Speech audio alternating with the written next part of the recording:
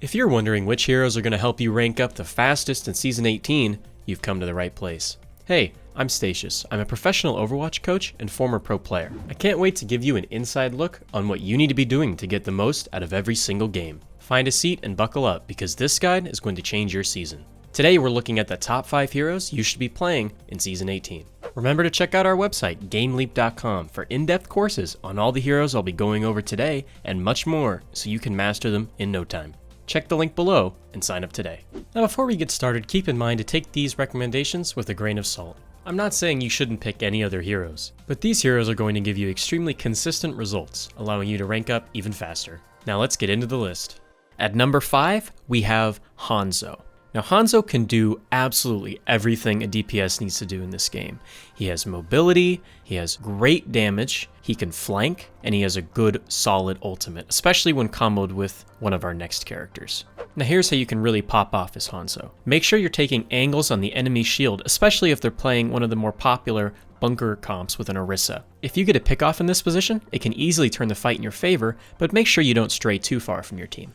Use your sonic arrow to scout flanks. There are plenty of areas in Overwatch, such as Junkertown first point defense, that have multiple flank angles for the attackers to take. And it's very important as Hanzo that you use your sonic arrow to watch one of those areas so you know if an enemy DPS is about to push you. Let's quickly talk about some matchups for Hanzo.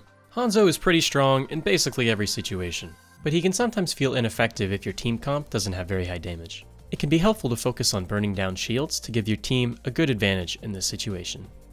Next up we have our favorite quadrupedal robot, Arisa. Now Arisa is one of the strongest characters in this new meta because she has such strong defensive capability while also not being too bad when pushing in with your team. Her shield lasts a very long time with a lot of health, her pull is one of the most powerful abilities in this meta, and her ult powers up your entire team. Here's how you can get the most value out of your Arisa gameplay.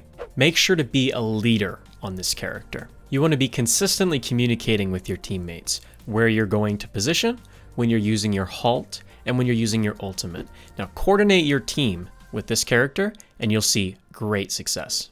Supercharger is a line of sight based ultimate, so try to make sure you use it where all of your teammates can see it.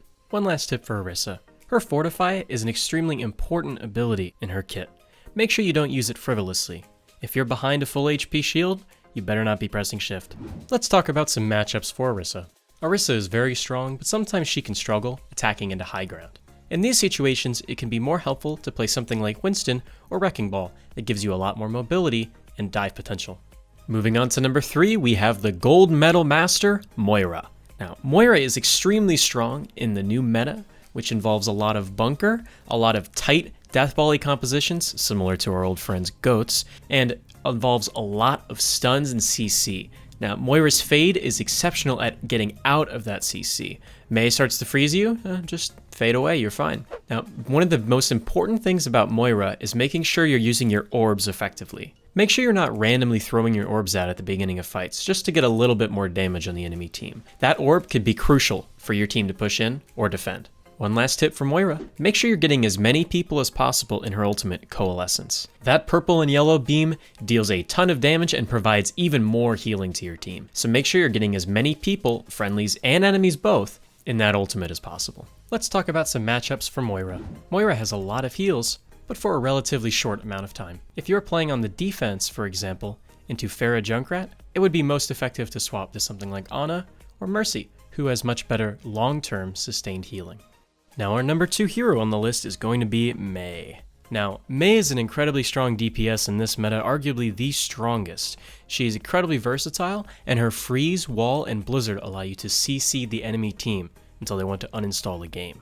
Here are some tips on how to get the most value out of the Ice Queen. Mei's freeze is one of her strongest abilities. It can catch all 6 of the enemies and freeze them completely still. When the enemy is pushing you, especially with dive tanks, make sure you get a solid freeze on them by trying to take a slight off angle, maybe being to the left or to the right of the enemy front line, so you can get an effective freeze and allow your team to clean them up. If the enemy has a diva, you can freeze her solid before using your blizzard to make sure she can't eat it. To pull this off correctly, make sure the diva doesn't see you when you start freezing her, so she doesn't have time to quickly turn around or boost her out before you can get the freeze off. This advice will also help you get more people in your blizzards. You can slow down a target like a Lucio by hitting him with a few ticks of your freeze before you throw out that blizzard. This will prevent him from escaping and give you an easy kill. And here's one last quick tip from Mei. Do not waste your ice block.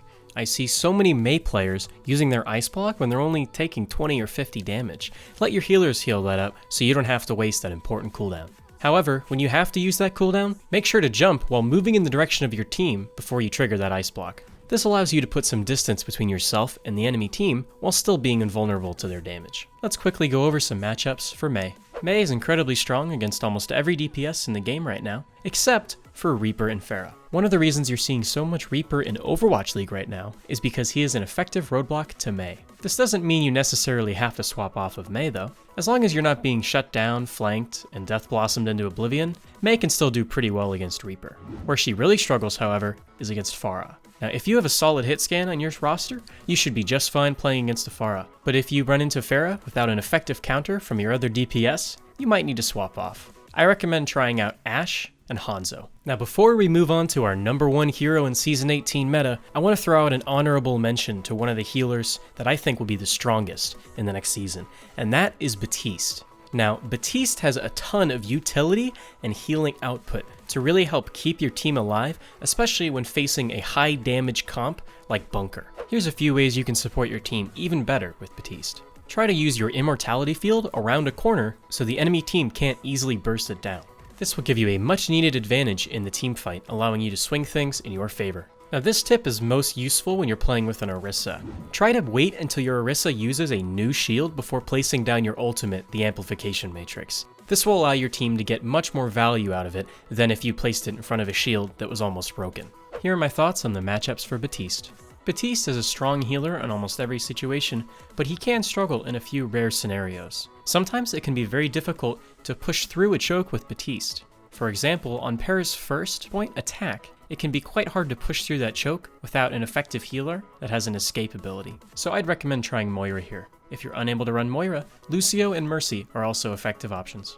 Now, our #1 character for Season 18 is Sigma. Now, Sigma is very, very, very strong right now. And one of the big reasons is his incredible damage output. And he shines even stronger if you're getting more effective hero damage than going for shield damage alone. So don't use those orbs just for shooting shields, try to get them on the entire enemy team as well. You can bounce Sigma's orbs off of walls next to people's shields to get a lot of damage on the heroes behind them. This is especially effective when you're playing into enemies that are closely grouped together. Now, while you're doing this, don't forget about his shield.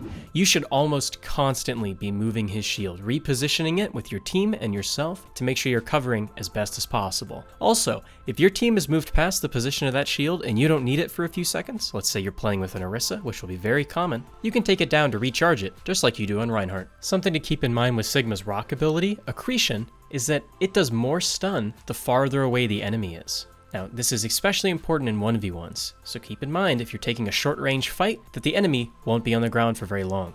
Now let's go over our matchups for the best hero in Season 18, Sigma. Sigma is very strong in almost every situation, so you'll most likely find you don't need to swap off of him very much. But there are a few scenarios where it's more helpful to play a different tank. The best time to swap off of Sigma is if you are the only shield tank on your team.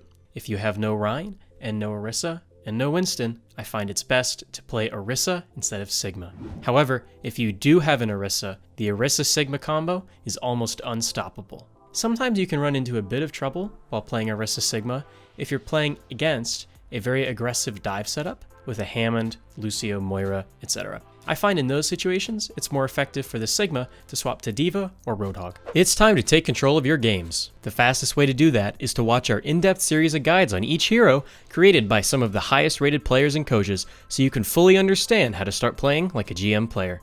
You'll learn everything from specific mechanics to decision making, positioning, and much, much more. GameLeap.com is the largest library of pro player guides available, and we highly recommend that you give it a shot. Getting a membership costs the exact same as a Twitch sub. We are so confident in our product that we are happy to give you a full refund if you're not 100% satisfied. Click on the link below and watch your SR skyrocket.